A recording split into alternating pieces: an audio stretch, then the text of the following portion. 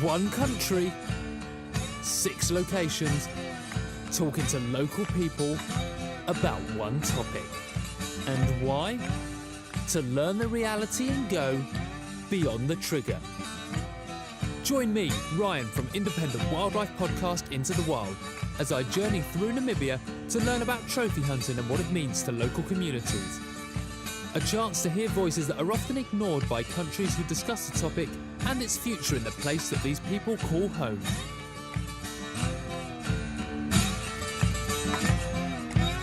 Thank you so much for joining me. This is quite exciting because this is my first chat. So how long have you worked for the Conservancy? How long have you managed it here?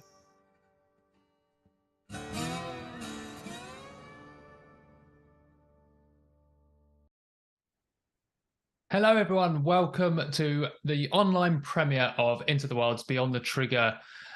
This is very exciting. This is the first time the film is being seen around the world to the public. So the obvious thing for me to do is to start by saying thanks so much for grabbing a ticket and joining us this evening to watch the film.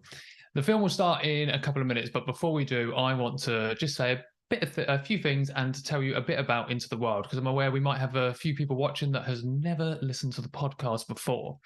So to introduce myself, my name is Ryan Dalton. I'm the host of Into the Wild, which is an independent weekly wildlife and nature conservation podcast. Basically what we do is we talk about nature and everything within this planet. If it's got something to do with the natural world, we will talk about it. This podcast started during COVID, like many of the best projects in the last 2 years. And basically, I was bored and wanted to talk about stuff to do with wildlife. During that 2.5 years, we have spoken to a plethora of people, from authors, filmmakers, professors, conservationists, scientists, farmers, a hunter, absolutely everyone. And we've had guests such as Steve Backshall, George Monbiot, Lizzie Daly, and Megan McCubbin. Basically, what Into the Wild I wanted it to be was a place where we could talk about the natural world on an open, honest, and level discussion.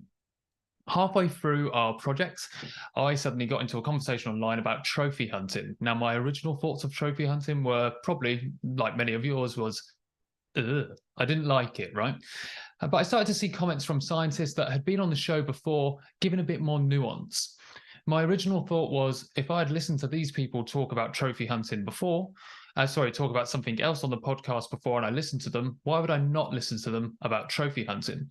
So I engaged a little bit to try and stretch the whole brain and test myself. On from that, I decided to do an episode on trophy hunting. And instead of speaking to Western scientists, we decided to talk to 3 people in Namibia. Now, there's a reason why we decided Namibia, and it was because I was told that Namibia has a growing model of community-based conservation, which trophy hunting plays a very big part in. Now, I could have picked other countries where there are issues, and there are issues with trophy hunting, but I already knew about these. These were already in my brain. I wanted to test myself. So I wanted to learn about these so-called benefits that people were talking about. So we did a podcast with 3 people from Namibia, and it was instantly our highest downloaded episode, and still is today. We still get messages through from people saying, thank you for having this chat. I really enjoyed it. And for a few months afterwards, we were actually getting criticism saying that these people were not telling the truth, they were biased, they were paid to talk, this kind of stuff coming through. And that confused me, but it did answer 2 things. One, the engagement, the conversation around trophy hunting is wanted. People want to listen to this kind of discussion. The second thing is, it needs to be from the right people. Quite often in the trophy hunting debate, we all hear from people that live in America, in the UK, in Europe, or Australia. But they're always talking about one continent, the continent of Africa, and very rarely do we hear from the people that live on this ground. So a few months after this, I decided, because I get the idea in my head, to make a film. Now, Beyond the Trigger wasn't meant to be a film. It was meant to be a podcast, but like all things that I try to work on, it snowballs and gets a bit too big. And it ended up being a lovely film. We traveled out there, visited 6 locations to talk to people on the ground, rural people, about trophy hunting. Now, I must say this before we press play. If you're watching and you don't like trophy hunting, that's fine. I also have those similar thoughts in my head as well. But I must say, Beyond the Trigger is not here to try and change your mind. Beyond the Trigger is not a film to sell an idea, to sell a biased view at all. Beyond the Trigger is here quite simply to platform voices and people that are usually ignored in this debate. In fact, they rarely even reach the table when the discussion is there. That is all Beyond the Trigger is meant to be. It's an hour long, so it's about 0.1% of Liz Truss's time in Parliament. And it's if you are enjoying the film as we watch along, please feel free to ask questions. There's a comment box there for you. And we will be having a live Q&A after the film with myself and Maxie Lewis, who features in the film as well. So if you do have questions, please do send them across. I will say this is an emotional topic, so a lot of us watching may have strong views on this. Please keep questions nice. Don't make things abusive. If you see something that someone says something that you don't quite agree with, just let that happen. But let's all be nice and respectful to each other. And finally, if you do enjoy the show, please say something online. Into the Wild Podcast on Twitter, Into the Wild Podcast on Instagram, #Beyond the Trigger, shout about the show. And if you don't enjoy it, we don't need to know that. Thanks very much. This is the first time I'm doing a live show, so it's something very new to me. I'm used to live audiences, so this is very weird. But now all I have to say is sit back, relax, and enjoy something that's been a long time coming for me, Beyond the Trigger. Thank you very much.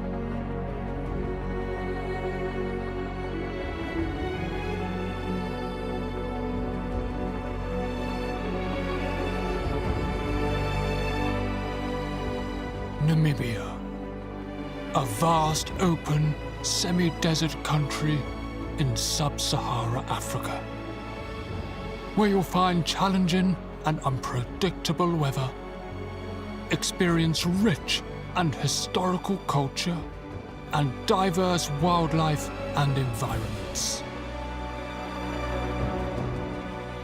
This truly is... Stop. No. This is not how Into the Wild starts a film. Come on, let's do it properly. 1, 2, 3, go.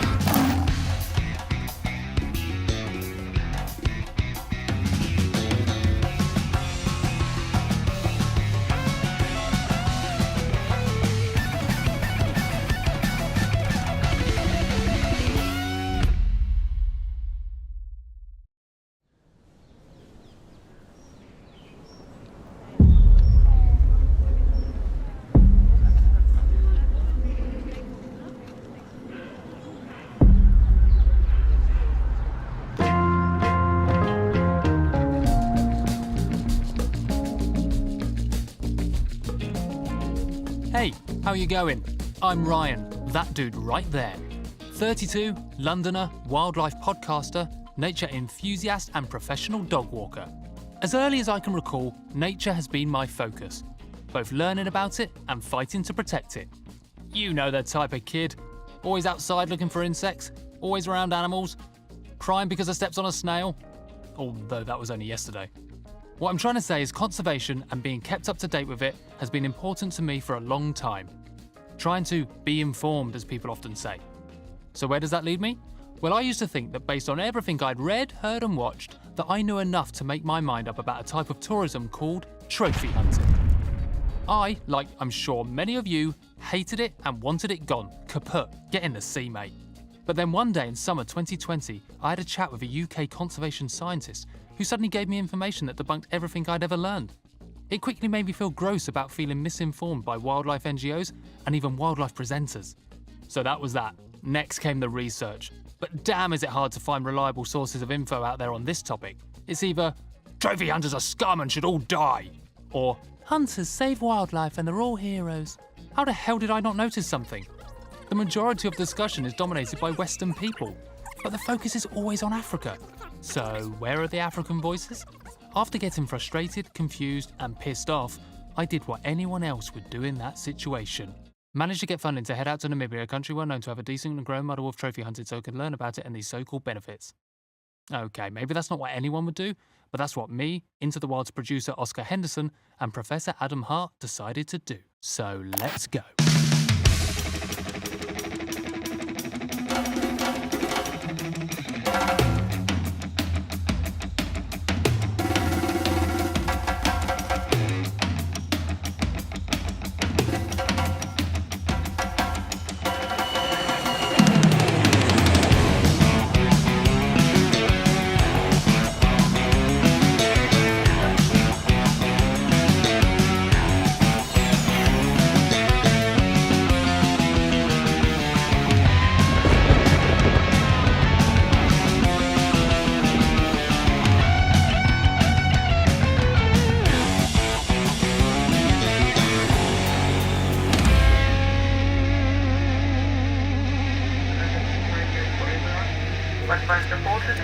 Enjoy our unique experience with us. So we got to Namibia. Yeah. How was it? Long. The short answer to your question, Oscar, is fucking horrible. I looked over and your head was in your hands. I'm not kidding you if I say we got 200 foot above that runway as we were about to land. I'll film the crash. And the pilot just went, no, this, and just took off again. And then about 10 minutes later, came over the tunnel. I went, yes, sorry about that, everyone. As you may have felt, there is a thunderstorm right at the runway. If you look out the left-hand window, you can also see it. At this stage, it is not safe for us to continue and approach. We're like, okay, cool, she'll circle around, it'll go away. So, we're going to have to go to Mount Airport because we're unable to land at Windhoek because all 4 storms have merged to become one colossal storm over the airport. So that means in the space of 3 hours, we've visited 3 countries in Africa.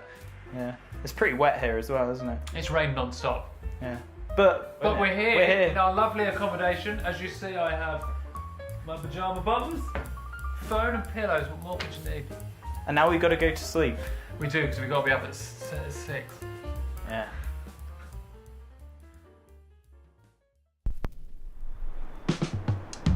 After 18 hours of travelling, 4 beers, 1 pizza and 5 hours sleep, the first day had arrived for us in Windhoek, Namibia, where I was off to meet our guide for the trip and chief director of an organisation called NACSO, which stands for the Namibian Association for Community-Based Natural Resource Management Support Organisations.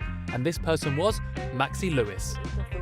We call them handing concessions in communal areas, and so handing is actually helping communities to be able to have benefits so that they can support their activities. Woo! It is warm. Hello, how you doing? Nice to see you. Please tell me it's air condenser. This wasn't the first time I'd spoken to Maxie. I found her passion for community support admirable.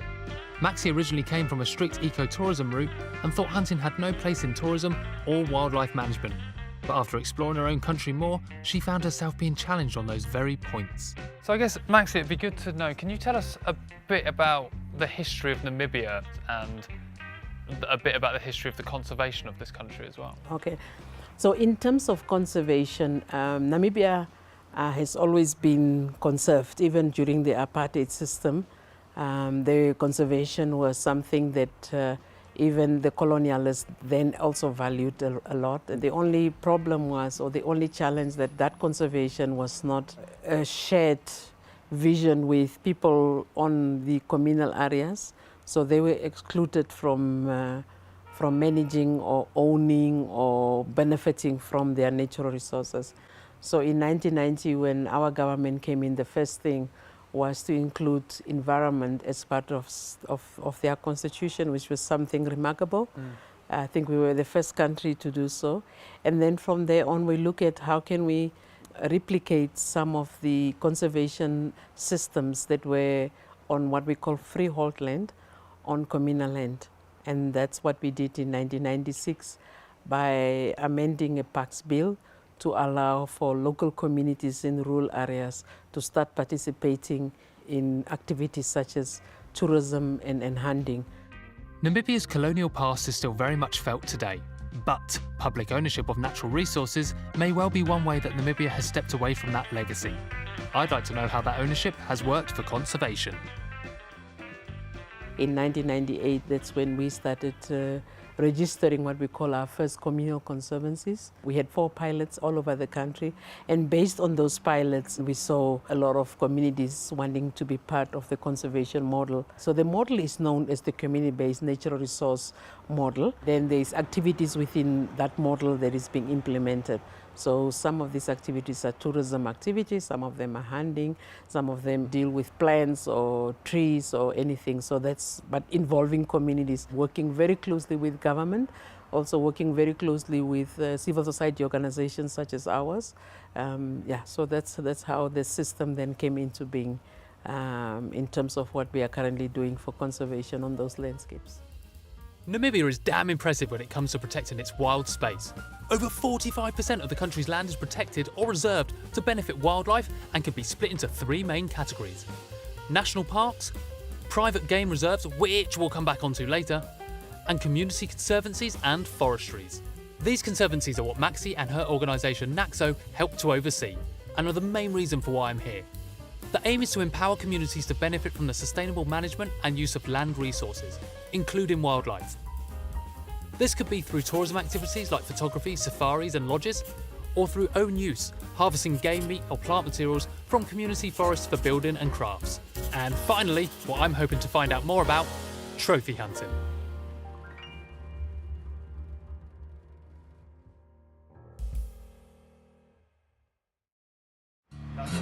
Yeah, that's a little box. It's going to be very hot. Enjoy this now for a couple of hours. Enjoy the 15 degrees we've got at the moment. Right, let's go. This was my first time in Southern Africa and I really had no idea what to expect. But what did surprise me was how quick it went from built-up city to wild open space. Now, Namibia is huge. I can't stress that enough. It covers over 800,000 square kilometres, which is over 3 United Kingdoms, or 19 Denmarks, if that's easier to imagine. So this trip, we're going up to several different conservancies. What do you think I'm going to learn? You need to understand these people don't live in a fenced-off area. They live with wildlife, and your takeaway is that, for me, will be there are people out there that make a living on these landscapes, and then part of it also includes sustainable use, which is part of their livelihoods, and also the dynamics for me on the landscapes.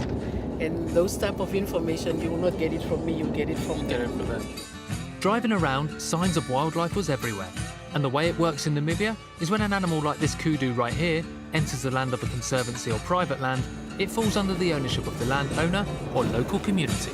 Do you think people will find it maybe a bit confusing or find it odd that I'm asking so much about just trophy hunting? They will find it strange that you are asking them, but for them, it's very normal. Okay, it's a very normal occurrence that they do trophy hunting. It depends what is the questions that you are going to ask them about trophy hunting. Because if you ask them about, do you do trophy hunts here and what do you do with the meat, the usual questions that people ask, for them it's very normal.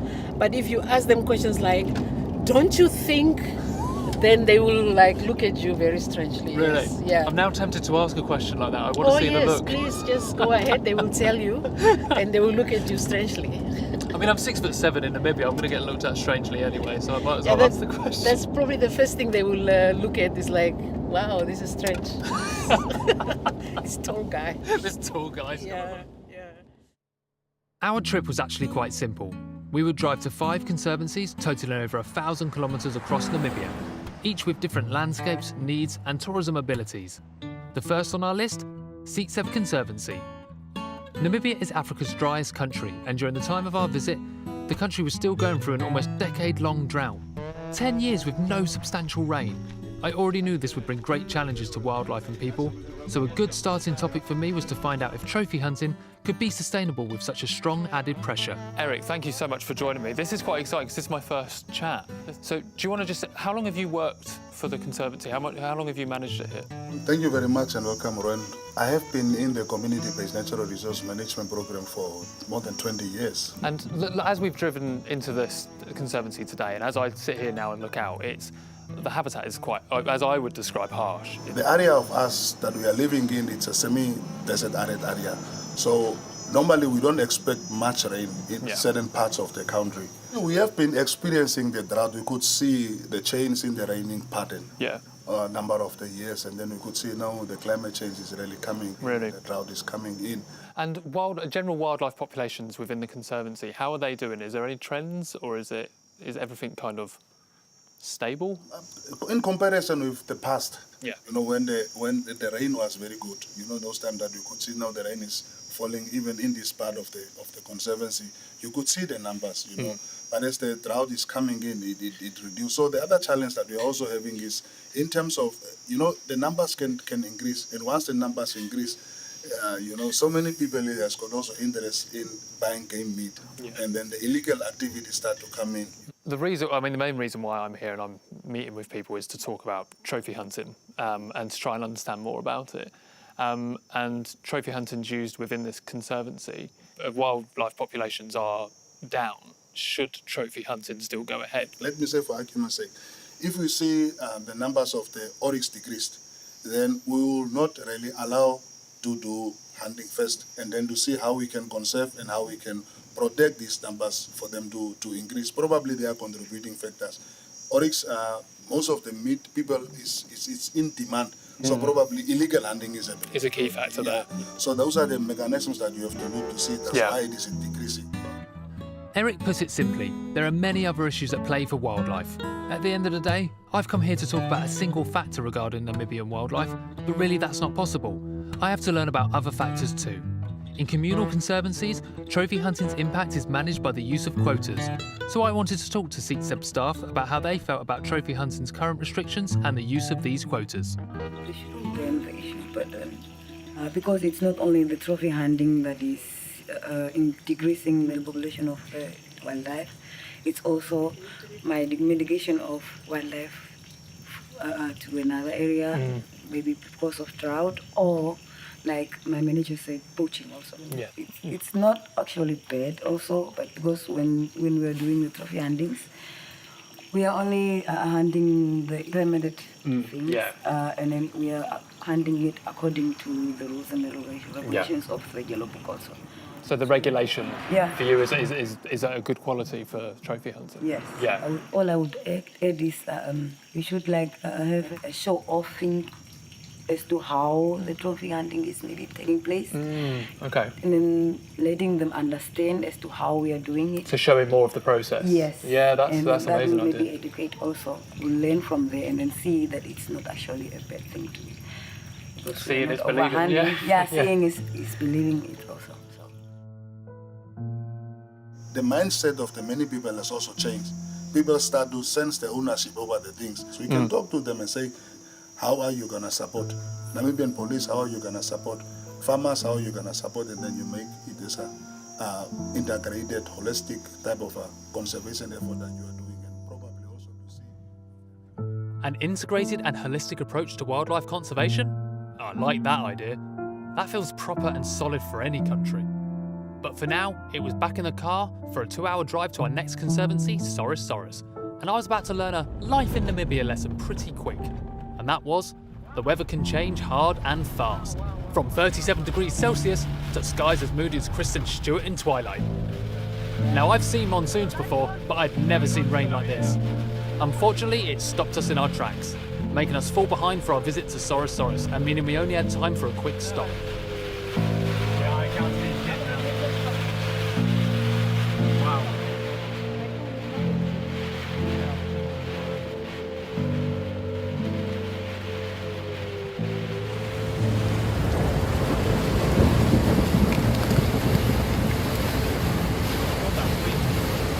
Pull it off the road a little bit just so we don't get rear-ended. Yes, please, sir. With such little time at Sorosaurus, I wanted to get straight to the important question. What benefits does trophy hunting bring in? Most of our community are unemployed and people out of fortune. They had less privilege to attend schools. So with that certain amount we are getting from trophy hunting, we pay school fees, school bursaries, and for the meat we give it as a benefit distribution. For some occasions like funerals, weddings, even to the boarding school, for the hostel, for the kids to be fed. Wow. So there's a lot of benefits that come through to the Conservancy. Yeah, it's much benefit that comes to the Conservancy from trophy hunting.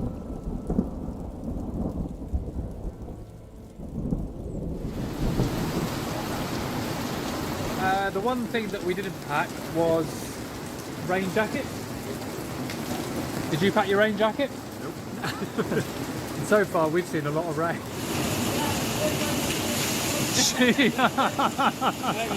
Go on.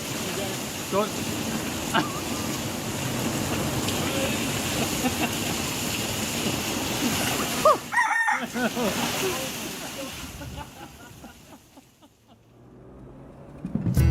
We had to be up at sunrise with a quick coffee and then off to our next stop. Today I was absolutely buzzing because I was getting a tour of black rhino habitat. Maxie had arranged us to meet Simpson, who is a Tusk Award winner for efforts in conservation. So we've just got in the car with this lovely gentleman here called Simpson, who's a director of Save the Rhino Trust. Thank you for taking us on this trip today. You're welcome. And how long have you been the director of Save the Rhino Trust? I started to Save the Rhino Trust 30 years ago. A common sight in the trophy hunting debate is hunters sat on well-known species such as rhino, which is controversial due to their status, especially black rhino being critically endangered. But Namibia has become a stronghold for the species and has the largest free-roaming population in Africa. Simpson was taking us well out into the wilderness of the Torre Conservancy, a 2.5-hour drive right into the African bush, and wildlife was everywhere. Even the elusive desert elephants made an appearance for us. But I wanted to talk to Simpson about black rhinos in Namibia and how trophy hunting works for the species. That was quite a drive on those roads. Yeah, it's quite rough. It's rough. It's rough. Rocks all over. I mean, when you come around the hill, you don't know. I mean, it's just rocks. Where is the road going now? Yeah. In every corner, I was like, I don't know where we're going, but it looks amazing. Yeah, it changes. I mean, it changes every now and then. The scenery just changes, And this area we're in now, so where have we come to? What is this area? This area is actually called the Poachers Camp area. As you can see here, there is a big spring, not a big spring, but it's big. It's still here. Because, yeah. And for the past 30 years that I've been here around, I haven't seen it drying out. Wow. There is water always. So it attracts all the wildlife from this area here to come here. And in the old days, the guys, the white farmers that was here used this area for hunting actually, but it was illegal, so it was poaching. So poaching? Yeah, and that's why we call this place Poachers Camp. Okay. We had a good concentration of rhinos in this area. As I told you, we also lost 2 in a well there. But it's a very nice place. If it's raining, it's quite green. Food is close by, water is close by. The rhinos just come in, go up the hills, browse and come and have water. I guess with poaching as well, something I guess I had to learn this myself only a couple of years ago, is that trophy hunting is different to poaching, but a lot of people in Europe and the UK kind of see it as the same thing. But how are they different? They are different. Trophy hunting, you choose the animal that you want to shoot, and we mostly focus on big unproductive bulls with big horns. And sometimes females, all females. Yeah. That's what we focus on. But the hunter will just come in, and with my experience in rhinos over the past years with poaching, every single case where there was a poaching, we lost 2 rhinos. It's a cow and a calf. Right. They shot the calf, a little calf without horns even. So poaching and hunting is 2 different things. Let's talk stats to explain the impact of trophy hunting versus poaching on rhino in Namibia. In the last decade, a total of 12 rhino were used as trophies. But in the last 2 years, there have already been 105 cases of poached rhino in Namibia. That's almost 10 times the trophies, but in a quarter of the time. Something I hear a lot, and I've always questioned, is people say, with trophy hunting, they always take the big and the best, but that can't be the way it works. No, I mean, if it's big and it's still productive, you don't kill it. You keep it because, I mean, that's a big breeding bull. Yeah. Sometimes, like with elephants, I mean, it will be a big bull, but he's still productive and he's still, so you don't want to kill him. You don't want to kill the population. Yeah, the same with the rhinos. I mean, even if it's a big bull and he is still productive, you see he is productive in the population, then you don't do that. Do you go on the hunts with trophy hunting? No, I haven't been. I mean, there was only one case in the region, but I haven't been to, and I don't think I want to. I think I understand that. Yeah. I think but I can go and show a guy, okay, that's it, and then I will go for hunting on antelope or something like that. But you couldn't with rhino. We prefer not to with rhino. So, in Namibia, what are the rhino populations like and how have they changed over the years? I mean, we start, especially in the northwest, we start very low with plus 60 animals. And over the years, we have been as far as 200 plus animals. Wow. And now we are between 100 and 200. We flux there. And, you know, we had, as you can see, we had a very big drought for the past 8 years. And we had a very minimal survival of calves. But as you said yesterday, you guys must have bring the rain, and we received. We witnessed the rain. Yes, we received. I mean, big rain. Maybe it was like half a day, the complete rain that we get for the year, and I was like, wow, I think we will make it this year. Yeah. The newcomers, for the rhinos in our area. I mean, if it rains, they really pop. And do you think the rhinos increase and the success of that would have been able to happen if trophy hunting had been taken away with no replacement all those years ago? You know, trophy hunting in Namibia, we had one animal a year, I think, or 5 animals. I think it hasn't impacted the population at all. No. I mean, it's nothing. It's nothing. Do you think it's impacted the success of the conservation? Yeah, it has. I mean, when it comes to other trophy hunted animals like elephants, antelopes and things, I mean, the conservancies were well off. I mean, it's a big benefit. Trophy hunting is beneficial to the people, I mean. Yeah. That I will say. I think that's almost the full stop sentence, isn't it? No matter who I talk to, it's going to be... And the thing is, you had really control over your wildlife. Yeah. If, I mean, the quotas are given out right, and if the game counts are right, and you do the right thing, trophy hunting or hunting is really not a big problem. And let's look at the wildlife or the animal NGOs in the UK that are trying to ban trophy hunting, that advised our government very recently on our Animal Abroad bill. If you had them here now and they said we want to ban it, what would you say to them?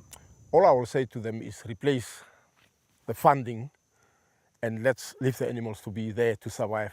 But we can get the money to do the work. Because, I mean, to have so many animals on your land, and if you can't control them one or other time, I mean, you actually damage the population. Yeah.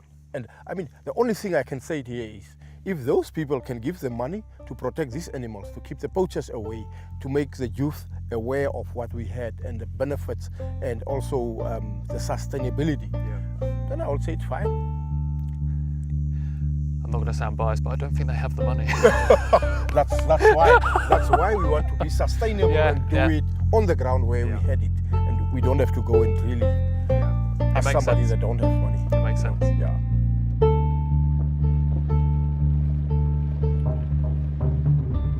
Sounds simple when you hear it like that, right? Want trophy hunting to stop? Then replace the income. Since filming this, Namibia saw the poaching of 22 black rhino. It's a very real problem, and one that needs policing, but that costs money.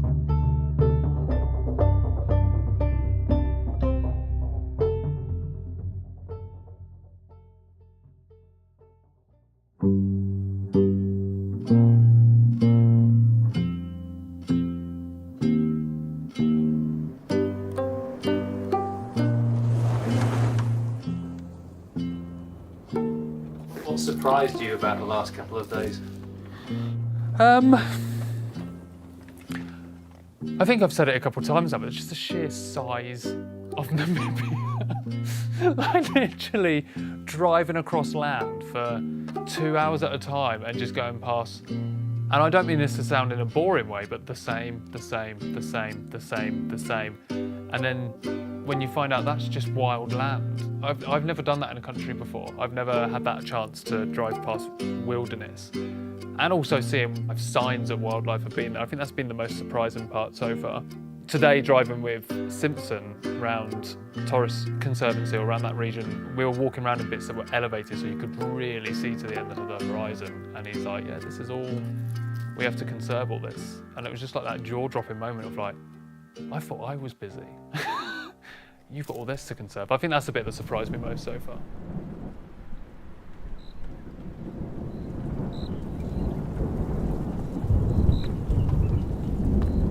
Another night of storms and another night of Namibian people saying, oh look, it's a British man who brought the rain. But we were up bright and early and, to quote Willie Nelson, on the road again. Now, something I feel isn't discussed enough is how we expect people to simply coexist with wildlife that we want to save. In our next conservancy, Cody House, wildlife populations hit an all-time low in the 1990s due to human-wildlife conflict.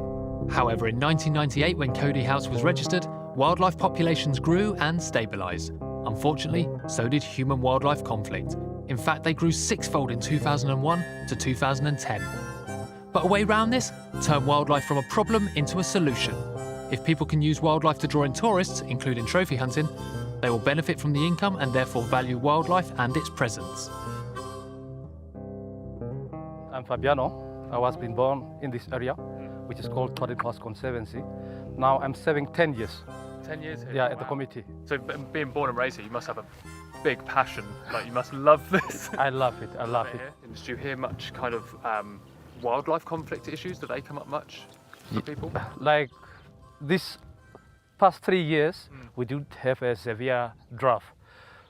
The whole Kunene, we didn't have rain. So what happens there is we do have human-wildlife conflict because the predators increase and the livestock decrease. Because when the animal dies, the predators can consume it. Our community, what they do is they keep their livestock to pay the school fees and to buy food for themselves. But if a lion comes to your farm and destroy your livestock, people get very, very angry.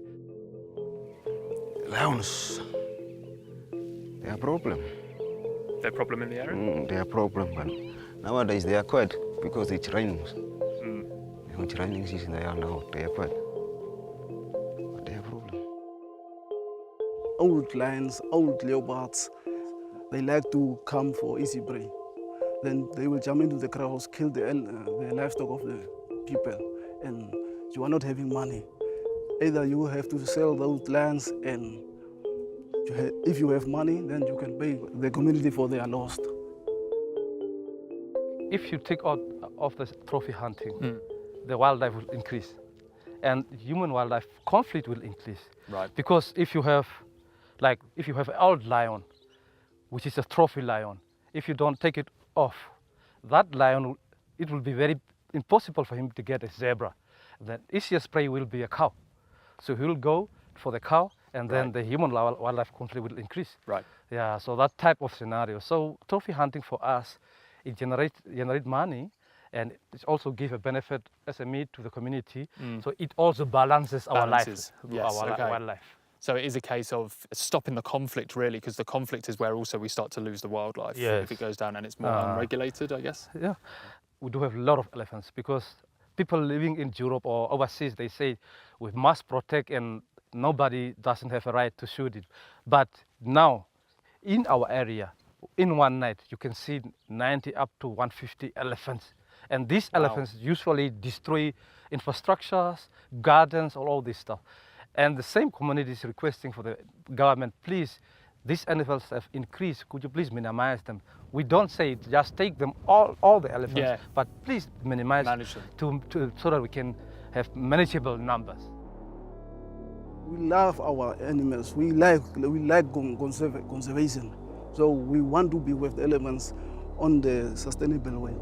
Let me say, if the old elephant bull died, just died, so you know the value of that elephant bull. You cannot just waste the money like that. Either you must sell him and get money and serve the community. You've now worked in this area in the Conservancy for 10 years. You must love wildlife. I do. And how big of a part has wildlife played in your life? Like me, myself, when I grew up,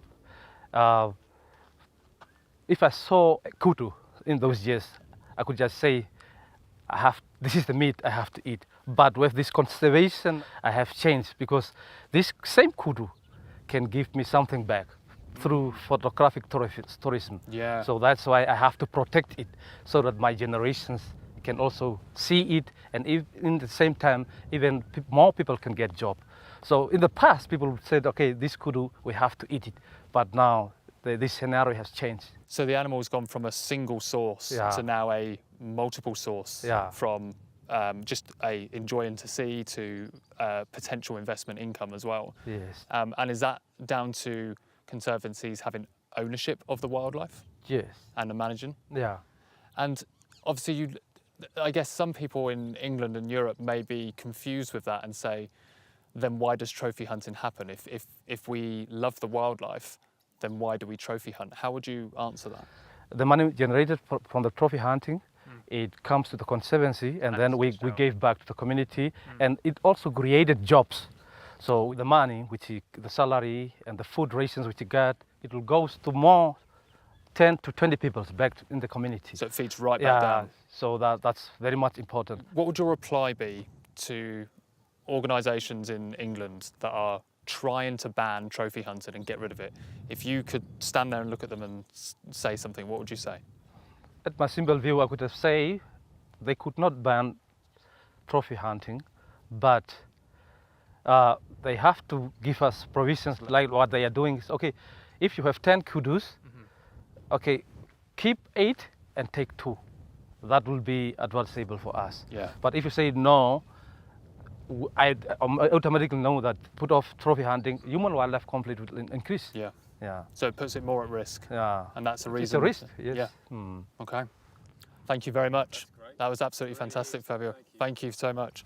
Thank you. Appreciate it. Really nice. I hope the minutes get easier as well.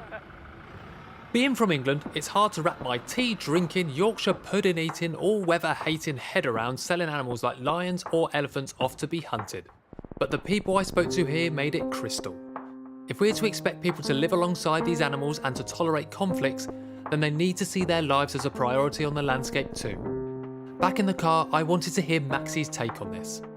For me, it's an issue of respecting each other as humans first, so if you live in Europe, there's certain things as a human beings that you want to have, around you so that you have a comfortable life. So why would you like them to look after wildlife in a different way and you want to live in your way, making your decisions on their behalf?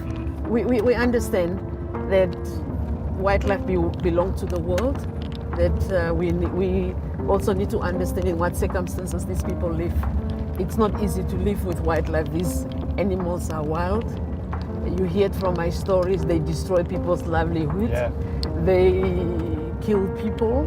So just imagine if we put you exactly in the same scenario. I'm sure you will also have exactly the same outcry. I would imagine so. Yeah, so it's exactly the same issue. So I think we need each other. The concerns are genuine and we do appreciate those concerns, but we should also not act very naively thinking that, they are humans, they should be living with wildlife.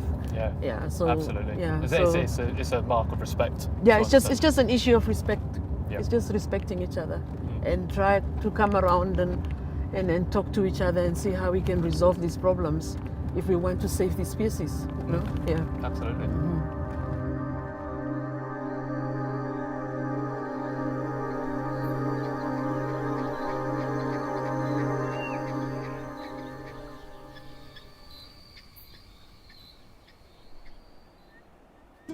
Remember earlier when I said we'd come back to discussing private communal land? Well, here we are at Nduri Lodge, a piece of private communal land just outside of Etosha National Park, a place used for photo and hunting tourism as well as a cattle ranch. Private communal land means there's a mutual agreement with other landowners in the area. My aim here was to learn how this place worked in comparison to the Conservancy model. To do this, we stayed with, spoke with and learnt from the owners, Cindy and Helmut Boshoff. All right, I'm Cindy Boshoff from Namibia. This is my husband. Say your name. Okay. Helmut Boshoff, currently in Namibia. The size of their land was mind-blowing. Even on the drive up to the lodges, we saw it was open, green and full of wildlife of all types, from springbok, wildebeest, warthog, waterbuck, waterbirds and insects of many kinds. How the hell did 2 people and their team manage a place like this? I was pumped to learn more. When I initially came to Namibia from Cape Town, at that stage, born and raised in the city, had no idea what any of this was about. I was extremely anti-hunting, anti-killing anything, you can mention everything. It was just no. Growing up here, we would get not really lost, but disappear from, especially the parents trying to just do our thing, and you learn to love nature. You learn to see things differently. We have a different perspective of what nature is to the, let's call it the city folk. It's a living being. It really is a special place if you understand it. What is the main driving force of Njuri Lodge in regards to funding? If it comes to the finances of things, if you put everything, let's put it in thirds, as we have the cattle industry, the tourism industry, and the hunting industry. Yeah. I think 2/3 would be the hunting. 2/3? Yeah. I mean, the trophy hunter brings into Africa more money, although they are by far the least tourists, but the amount of money that they do spend doing a safari is so much more than the average person just traveling through the country. That's a good point that Helmut just made, and one that I didn't even consider. Is each trophy hunter bringing in more money per person compared to groups of people for phototourism? Okay, well here's the deal. That data ain't available for Namibia. But a similar study was done for Timbavati in South Africa that concluded that 21,000 photographic tourists brought in 51% of tourism revenue, while only 21 trophy hunters brought in 30%. Maybe the same could be for Namibia? And when we're looking at the climate crisis and air travel, kinda makes you think. When my dad bought this specific property, the previous owner was a cattle rancher. He had to sell because he was a cattle rancher. He couldn't make it anymore. Wow. There was no game on this property, or hardly any. The reason was the game animals, they interfere with the ranching. I mean, obviously they compete with grazing. They compete with water sources. So the farmer or the person that has to make some kind of a living off of the land can't have game if they can't utilize the source. So then when we started the hunting industry and not the tourism industry, we did have to have ample numbers of game. So what did we have to do? We had to create this environment. We had to create this sanctuary for wildlife and make it as natural as possible for them to want to be here. So if you think about the hunting aspect and what it's done for the animals just on my place, I mean, we had a couple of gemsbuck running around here and the odd kudu when we started. Now we have reintroduced eland, we have reintroduced, everything from blue wildebeest, black wildebeest, impalas, zebras, springboks, everything we had to reintroduce. Those animals originally were here, but they were extinct actually. But because of the demand for the animal, for the hunting, we reintroduced them. I mean, this is now 20 years ago, so they're doing pretty good now. But talking about what would happen to the animals, that in itself will explain it. Take away the hunter, and you are taking away the caretaker.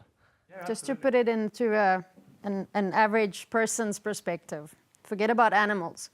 So you own a hotel in the Seychelles, and they tell you, we will supplement your income. You don't need to run your hotel anymore. Are you going to keep up maintenance? No. Exactly. Hundreds of thousands of US dollars we spend per year just maintaining the farm. I mean, just the maintenance. And I mean, you wouldn't do that if you didn't need to. Yeah. It's a lot of work. I've heard from you both. Yeah. It's a lot of work. It's a lot of varied work as Yes. well. Whilst at Unduri Lodge, we were able to freely explore it over the 2 days we racked up a decent species spot list. I still don't get what makes people want to come here and shoot things, but the fact is, wildlife is only here because they do. It made me think about places back home in England. Does our wildlife currently have enough value to make people want it to flourish? Or does value need more focus when discussing ways to rewild areas? We are not quoted. We can decide ourselves, and that comes down to management. If you're a bad manager, you're going to run out of game, and then you won't have clients, and then so therefore the whole ripple effect. But actually, the government has a sort of a system in place. For every trophy hunting client that I receive, I can get or have to apply for a trophy hunting permit. On that permit, every client is issued, depending on the CITES status, 2 species or 1 species or none, depending on how many I have shot for the year. Okay. So it is regulated to a certain extent by the government as well, which I think is a good thing. I mean, you can't just overutilize the area. Your trophy hunter is not allowed to just go out there and do whatever he likes to. He's got he has a registered PH, a professional hunter, with him at all times. And that professional hunter tells him that this is a good animal to take down. You are allowed to take the shot. Until your PH does not tell you that, you don't do anything. So there is a lot in the background that a lot of people don't realize about when it gets to that side of things. For ourselves on our property, we've got 500 or 600 gemsbuck and 500 or 600 eland at the moment. So for me to say, well, I'm going to harvest 10 eland during the course of the next year with the trophy hunters, if I've got 600 cows, you can imagine I'm kind of having like 500 calves every year. So by harvesting just 10, you can see how this is going to multiply and grow. So you have to manage these animals' numbers, because otherwise they are going to eat themselves to death. It's a difficult one to really get somebody's mind wrapped around the fact that I'm killing something to benefit the rest. It doesn't make sense, but that is the fact. I mean, as like we talked last night, we had that terrible drought in 2019. I had the toughest year of my life that year, because I had to decrease my game population by about 50%. Now, the only way possible for that is you have to shoot them. Now, most people would go around and say, well, they will die in any way, or they're busy dying, how could you shoot them? But for me to take out 50% of my species meant that the other 50% could survive. Yeah. If I didn't do that, all of them would have died. So therefore, being inhumane, I was actually humane. And that's the concept that people do not understand. It's the bigger picture. Yeah. Yeah. Do you think it's kind of a thing of giving people ownership of wildlife to benefit from it is the way forward, yes. And how that works best in that And again, if you look at the system we have in Namibia, I mean, we are a model for the world of what wildlife management should be like. If you look at, like you were asking earlier about our concessions, in my opinion, they are mismanaged, but they are still managed better than some of the best states in Europe or in America. In England. Yeah. They are really well managed. Obviously, there's things that you would want to change, but you have to understand it is a government entity. Yeah. Cindy, Helmut, thank you so much for, well, letting me be here and seeing your amazing property, and thanks so much for talking with me. Thank you. Pleasure. It was time for us to leave Unduri Lodge. And time for once again Ryan to be the one that opened the gate. Seriously, it was always Ryan's turn. I've only got little arms. On the drive to our last conservancy, I had some Ryan pondering time.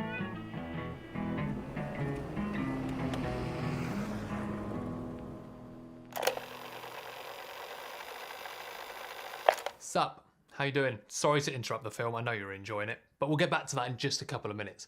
But first of all, there's something I'd like to say before we get onto our last conservancy. Now, since getting back from Namibia, I've noticed one thing. I've discussed this topic so much with so many different people, but the thing that keeps popping up is no matter who we talk to, what we hear, we in the Western world always seem to manage to divert our attention away from what's being said and focus it on our own emotion. For example, watch this. I do need to ask you, because obviously we do appreciate the conservation side of things, and obviously with the financial for locals, with meat and things like that. What about these rich people that fly over there, pay £50,000 to go and get a trophy? What's your view on that? Well, it's a very... Add that to the fact that our government seem to be way more focused on their reputation in banning trophy hunting imports into this country, rather than the reasons for doing so and the potential consequences. In many ways, the UK has led the agenda on wildlife protection. Does my right honourable friend agree with me that we would enhance that reputation if, like France, the Netherlands and Australia, we banned the import of so-called hunting trophies? And the last bit, the bit that really upsets me, is that sometimes, once it's all laid out on the table, we simply just refuse to believe people. But we really refute claims by trophy hunters that the fees that they pay significantly help wildlife conservation or local communities. The evidence for their claims really doesn't stack up when you look at it overall. Some wildlife NGOs dispute the claim that trophy hunting is a vital source of income to certain communities, and that it is a valid method of conservation. If we look at the planet as a whole, or even just the continent of Africa, then there is some truth in this. In many places, trophy hunting is just one portion of an income, with photo-tourism and lodges sometimes making up a larger percentage. However, that ain't applicable everywhere, and some conservancies in Namibia rely almost entirely on trophy hunting to get by. Government blanket bans on trophy hunting or trophy imports could critically risk overlooking rural communities where large-scale and reliable alternative tourism just isn't an option. I travelled to the Eri-Rover-Puka Conservancy on the edge of Etosha National Park. Here I spoke with community members and conservancy staff about the economic benefits they receive and what the impacts would be if hunting tourism was removed. So thank you, Siegfried, for meeting to chat with me. How long have you worked here for the Conservancy? My name is Siegfried Meunjumubuma. I'm a chairperson of Eri-Rover-Puka Conservancy. So I've been being a chairperson for the Conservancy for 9 years. How do you finance and make the money here at the Conservancy? What different methods do you use to make money here? We do have a different methods of getting income to the conservancies. Normally, trophy hunting is that the most important. Wow. And then the other one is the lodges. We need to build lodges so that we can have tourism for the lodge to get the income.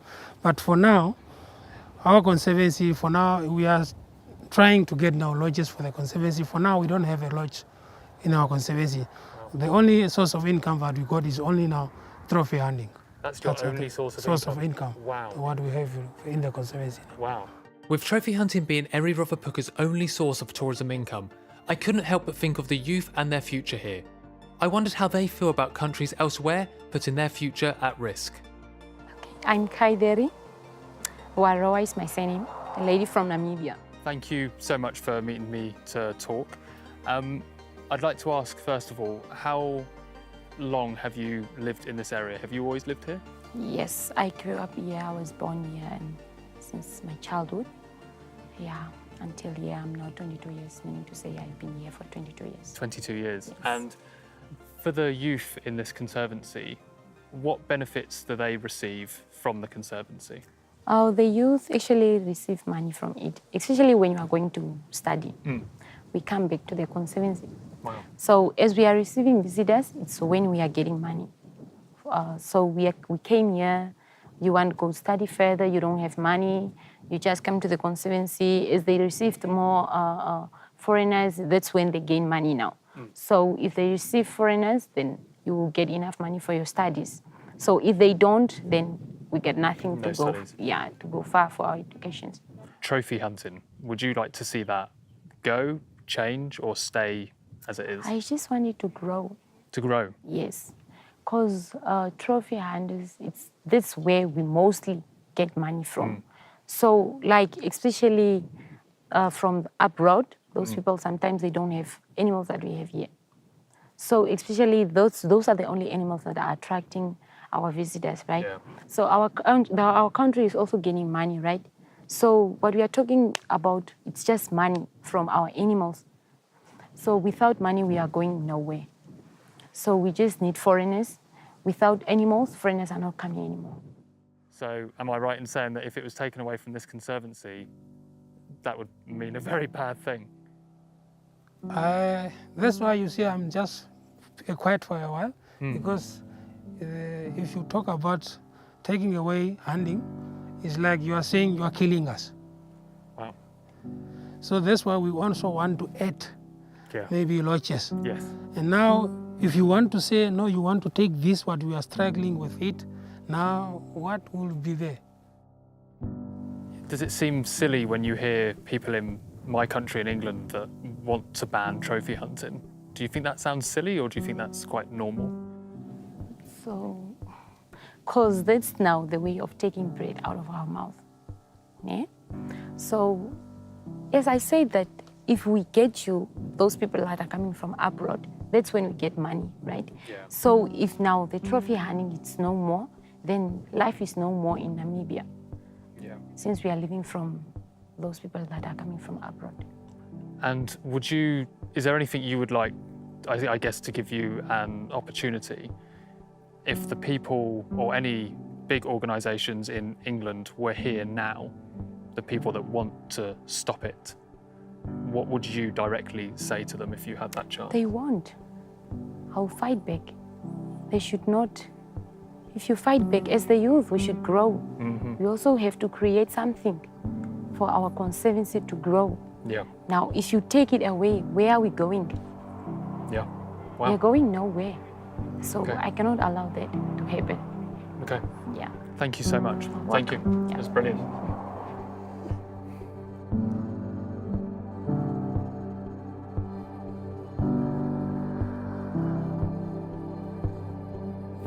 The questions I've asked people, they've not found weird, but also they're just telling me about their normal life. I hope the easiest thing is just showing that you can't take something away from someone that they need without replacing it. Listening to the people that I've met, from farmers, from conservancy managers, from organisation CEOs, that they've all said the same thing of that sure, if you don't want us to do this, please help us replace it, or please replace it yourself. So I think I hope at the end of this is that that's going to be so clear and that people are going to understand that. I think the thing that's going to be hardest is just to understand, or for people to understand that they just need to accept it.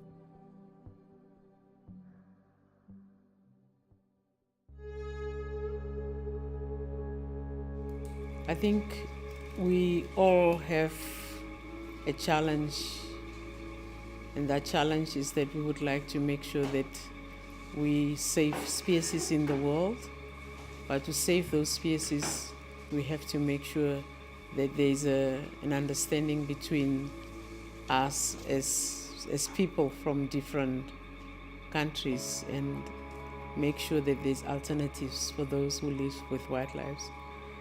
If those who live with wildlife don't have alternatives, then we might have a problem on our hand that our species are going to disappear as fast.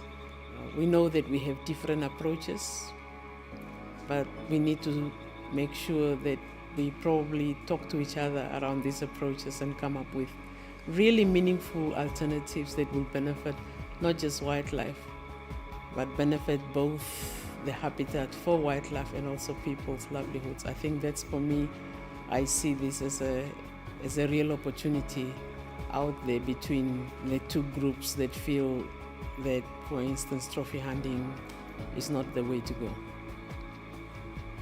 And I guess my last question is, a score out of 10, what did you make out of Oscar's dancing earlier today? 10 out of 10. Yes! Yes! 10 out of 10. The guy was just so good, I tell you. Can't you see the way he's moving? And he is continuing.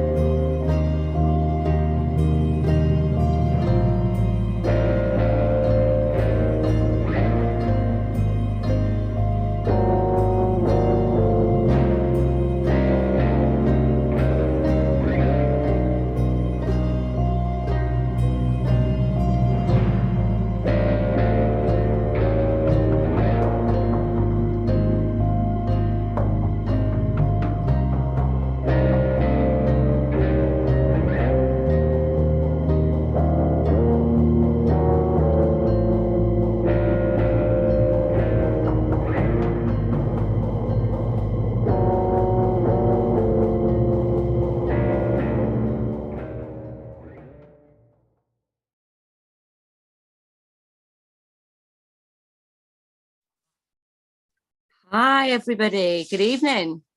I hope you just enjoyed watching Beyond the Trigger.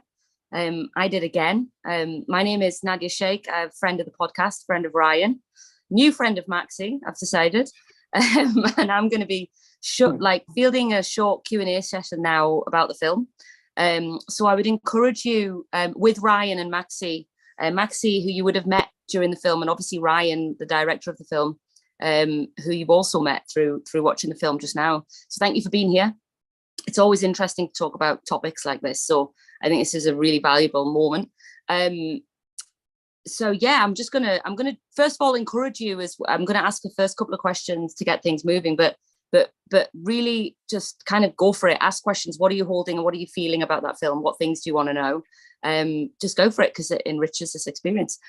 So Ryan, I'm going to start with you. How are you feeling about that being shown publicly, first of all?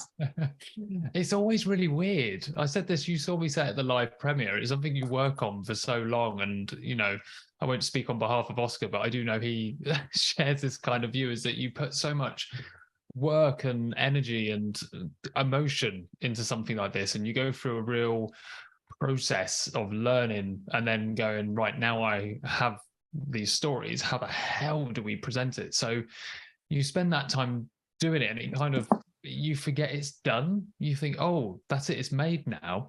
So now we have to, people have to see it. And that's the scariest bit. It's, I've had to write shows before for stand-up comedy, and that's nervy, but also the audience react as you're saying it, and you know straight away whether it's good or bad. But with this, it's completely different. Like, you don't know how people feel about it until you have an in-depth conversation with them. And that's kind of, I don't know, that sparks a bit of anxiety in me that I've not experienced before. So, but it's nice. I kind of, as soon as we pressed play, I went in the other room with my mum and dad and was just kind of like, the whole time. So, but I enjoyed watching. I always enjoy watching it back, and I know Oscar does as well. So yeah, it was nice to know that everyone's joined us this evening, and nice to see the kind of chat come through to see where people are around the world watching.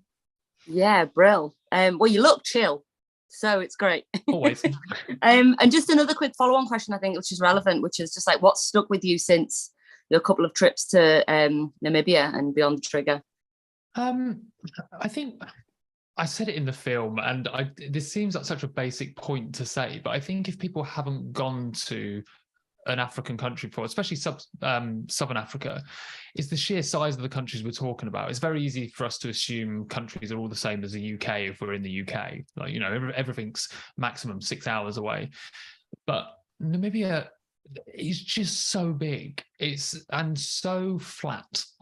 Like, you just drive on these incredibly long roads which are full of incredible scenery and landscapes, and the skies at dawn and dusk are incredible, but it takes so long to get places. Windhoek, the capital, is in the center of, almost in the center of Namibia, and to get to Eri-Ropapuka, one of the last places we went to, if we had driven it in a straight line, would have taken 5.5 hours, and that's not even at the very north of the country. So it just kind of shows you how the size of the landscape we're talking about when we're talking about ways to manage wildlife, or to live with wildlife, and also to give opportunities to people that live in these areas as well. We're not talking about having shops 10 minutes around the corner. We're talking about having the nearest shop or town several hours drive away, if you can drive there. So that was the first thing that kind of stuck with me. And even when I went the second time to premiere the film out there, it you know, enlightened me a little bit as well. The second thing was, I think the community-based conservation work that's been done out there, the stuff that Eric said it in the film, the holistic and integrated approach, was so refreshing to hear that, because I think we have pockets of it in the UK. I do think we have, you know, I'm not going to ignore there's great projects going on that involve many different people, but I see in the UK as being very divided. I think there's, you know, conservation is over there, farming's over there, politics is over there, economics is over there. It's all separated up. Whereas the people I spoke with in Namibia, they kind of, everyone had their part to play, and it doesn't work if you don't have everyone on side. So that's kind of something that really stuck with me, of that's where we should be learning. That's what we should be listening and remembering, that we have in our country, in the UK, we have a right to have a say as a community in what goes on, and the more people we involve, maybe the stronger things will be. So that's kind of something that really hit me was the kind of the integrated and holistic approach to involving communities out there. Yeah, nice. Thank you. I think that stuck with me a little bit actually watching it. And I just want to make a note of some comments that are coming in.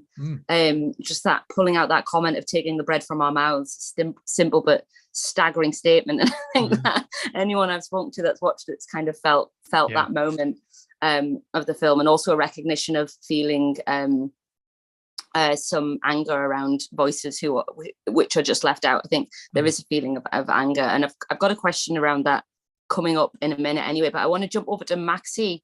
If you're still with us, I know the signal is bad, can be bad and touchy, but are you there? Just checking. Yes, I'm here. Can you hear me? Brilliant. Yeah, I can hear you just fine.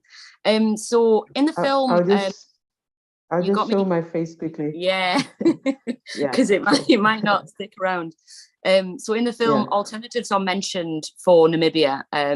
So what kind of alternatives do you think would or could work for wildlife communities? This is one of the questions that we've had kind of repeatedly about the film, and I want to make sure that we have the opportunity to speak to it. So if you can share some of your thoughts around what the alternatives could be. So thank you so much, Nadia. Hi, Ryan, and hi, everybody who's been watching the film. Yes, there's plenty of alternatives, but we also have to be very realistic what those alternatives are, because we don't want any alternatives that goes against the amount of work that we have put in terms of getting conservation at the level where it is now. And so because we work with these communities from a conservation angle, we have given them alternatives. But I think the main thing that you need to understand is that it has to be agreed by them to address their needs. So they have the right to accept whatever alternatives they want to have. So if those alternatives is sustainable use in whatever form, whether it's trophy hunting, and they want to do that, and they have been doing this over years over that particular landscape, and they have seen both, through climate change in terms of the drought, they have seen good years and bad years, and they are still doing well. We should allow them to do that. And that's why in the film I said, they know, they have lived with this wildlife. So they are the ones that needs to make these decisions and not somebody telling them what to do. So I think there's room for alternatives, but we just have to make sure that it addresses needs on the ground. Yeah, that's a really great answer, and it speaks back to voices of people, the needs of people, and the reality. Often, I think sometimes in a Western place feels like we jump to a solutions place really quickly. So yeah, that's brilliant. Thank you. And Ryan, I've got a couple of questions here about some statistics and stuff, which I'm going to come to in a second. But before jumping into that, because there is a comment here around, that kind of anger and frustration about this, around like the kind of Western savior attitude. And the film does challenge the ideas of Western people putting their views onto African nations. And being a Westerner yourself, like, how did this challenge you within making the film? Yeah, it's a really valid point to make, because it is, I think, again, and I'll say Oscar and I spoke about this during the post-production side of the film throughout the whole thing, from editing it, deciding the sequence order, and writing the scripts for the voiceovers and everything like this. There was a lot for us to think about, because it's almost I believe a section of our culture, especially from the UK, to almost accidentally put our opinion in on things if we don't try to do that. We're trying to share a platform or platform people's voices, and just subconsciously you don't realize you're putting your view in it. So it's something that Oscar and I had to kind of check ourselves continuously throughout. I would write a voiceover and look at Oscar and say, does that sound all right? And we would check it with some friends and stuff like that and say, are we saying the right thing here? We're not talking on behalf of someone, we're not taking it away from them. So that was the first point. It is something we had to constantly check. We had to check ourselves, make sure everything was, from the communities at the front of this film. the second part was, like I said at the beginning, that Beyond the Trigger is not here to change anyone's mind. It's just here to platform some voices that feature in the show. I certainly wasn't going there to teach Namibian people anything to do with wildlife management or living with predators. I would imagine I'm very bad at living with a predator, but I was there to just listen, and that's what I did throughout the whole time. And it was a really lovely experience. And I think it's something that the UK as a whole needs to do a hell of a lot more, is not necessarily talk. I think it's time to listen, because there are countries around the world that are doing incredible things with communities and wildlife. And I think we've got good things happening here, but we've not got enough of the good things. And I think they need to start coming from the top as well as people from the bottom creating them. So yeah, it's something that we wanted to touch on in the film, saying, you know, this isn't a Western priority, especially in Namibia, but it is our priority to listen to what's going on here and see if, you know, we can even take models back home and use them in our own wildlife and our nature restoration areas. Yeah, cool. Thank you. And I guess we've got a couple of questions around. I think people are interested in like having their eyes opened about trophy hunting and what's going on in Namibia, and then going, oh my God, what's happening with the rest of Africa? It seems so there's a question here around, do we have any data around how many animals are actually harvested each year in sub-Saharan Africa? So obviously wide Namibia, and I don't know whether Maxi might want to come in, or Ryan, you know the answer. I'm guessing from your face, we don't have those numbers. Hi Nadia, we do have those numbers in Namibia and some other Southern African countries. We do, because there is systems in place, even at a localized level, where we can make this data available. And I have made those data available to DEFRA in the UK, just to show them that we have systems in place.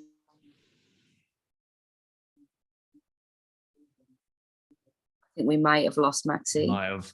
I'm going to give it a second. Yeah, I will say if I might jump just one Maxi reconnect. Yeah. So I might jump in on that and just say that, you know, it's really important to remind everyone is that Beyond the Trigger's focus was Namibia. So the things we learn in Beyond the Trigger don't necessarily have relevance. They might have some similarities, but they might not have relevance to any other sub-Saharan African country. There's different systems everywhere, and you know, there are networks set up where Southern African countries engage all the time and connect and meet and have AGMs, but it doesn't mean the systems are all the same. The data is there, and actually what I would say, something I learned a lot from on NACSO's website was they have annual reports. So if you go on NACSO's website, they have annual reports of, you know, kind of income revenues. They have things such as, you know, human wildlife conflict percentages and cases and stuff like that. So the data is out there, and we can find that quite easily as well, which is really nice to do.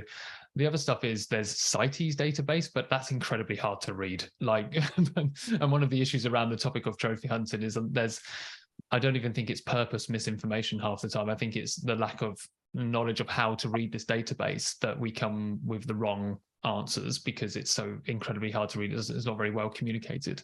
So we can find the data out there. It's just, I mean, this is one of the things that I really would like to go further with after Beyond the Trigger, is to try and get that information and to feed it to everyone in a much easier way. But like Maxi said, the answers are out there, and Namibia as a country can certainly deliver them, and they have delivered them to, like she said, DEFRA in the UK. And NACSO has an email address. So I do encourage everyone watching now, if you have questions regarding details like that, then get in contact with NACSO and see if they are able to point you in the right direction as well. Brilliant, thank you. I just want to check if Max is back. I'm back, sorry. Hey, I don't know whether you heard Ryan answering there and whether you had anything to add. No, I just came on board now, but I heard him saying that, yes, the data is available. Some of it on the CITES website, but it's sometimes very scientific and very technical information.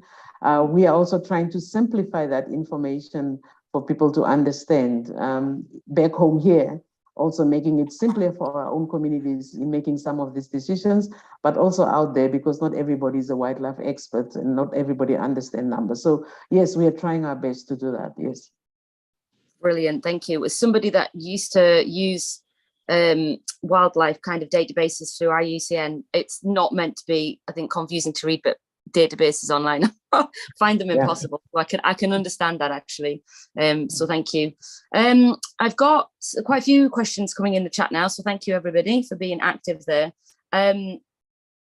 Someone's asking, Maxi, for your view on canned hunting, which is very different to trophy hunting.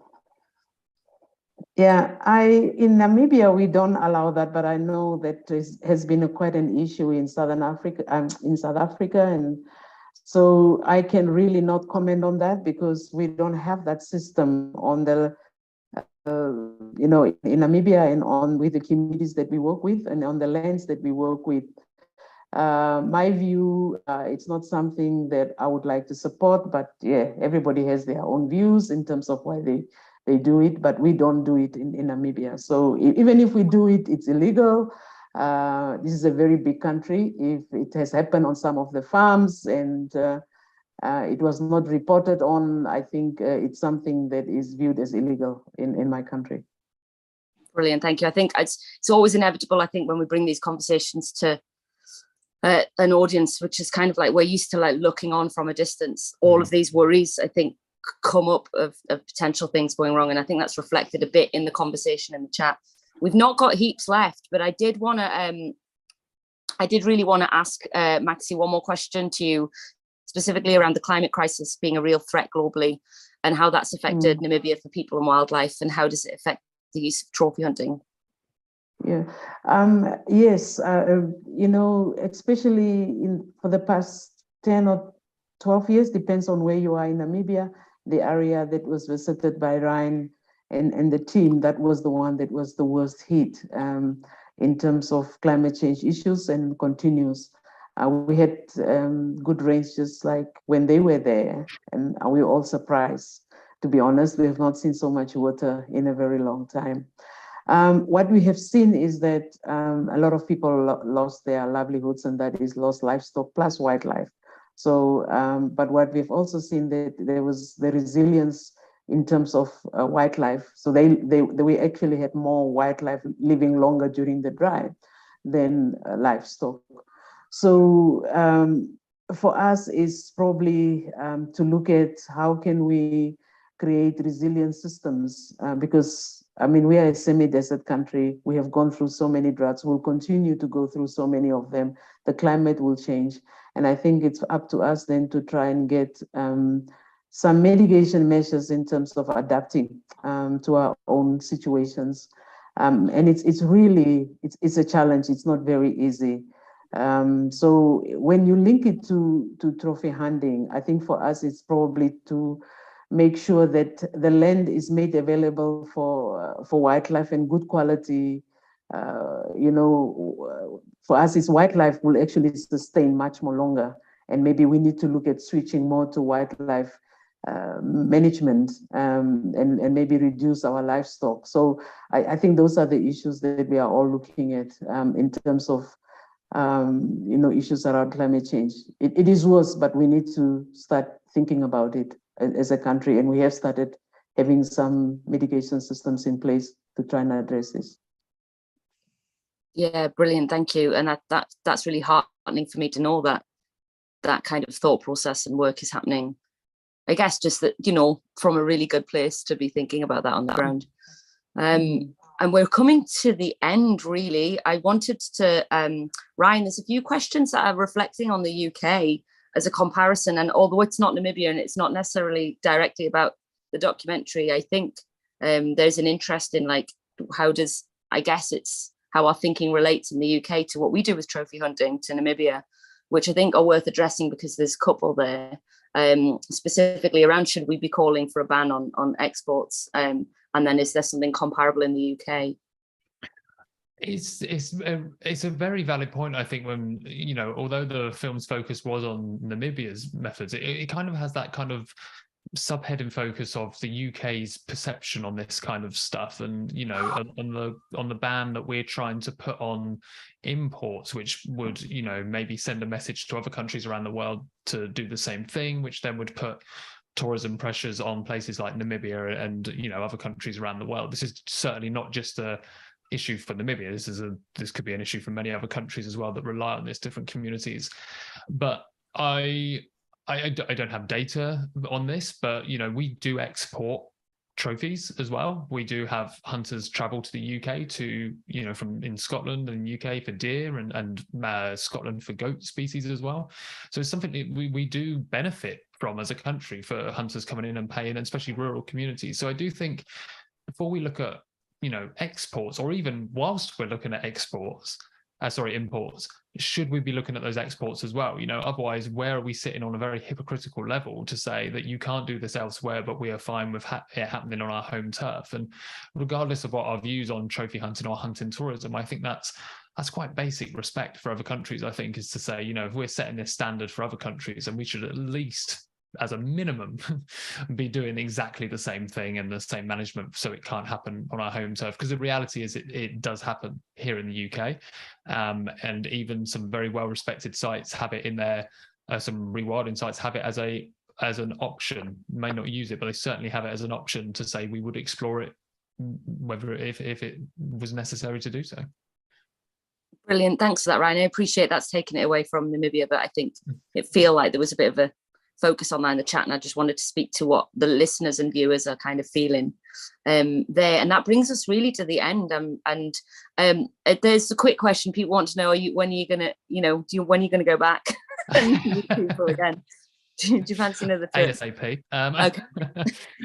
We went back to screen. I went back in September to screen the film in Windhoek, and then myself and Maxi had a few days out in the field where we met with a few more people in conservancies, which was lovely. We went to a community conservation event. The first episode from that trip has come out on the podcast, so if you just search Into the Wild podcast on wherever you get your podcasts, the episode Into the Wild in Namibia Part 1 is out, and Part 2 will be out in December, so you can keep up with those conversations. And I think it's, I've fallen in love with the country, and I can't wait to explore more of Africa as well, and just to meet people that live in these rural areas and hear more from them, and hear about what their life is like and how they are managing and living alongside wildlife we would love to save. Brilliant. Yeah, thanks. Well, thank you for having me. I'm going to hand over to you. Ryan, and thank you so much, Maxi, for being here and answering those questions. I'm going to hand over to you to finish it off. Thank you, Nadia, and thank you, Maxi, again for jumping on. I appreciate you giving your time for this evening to answer those questions. And yeah, thank you for Nadia for hosting that.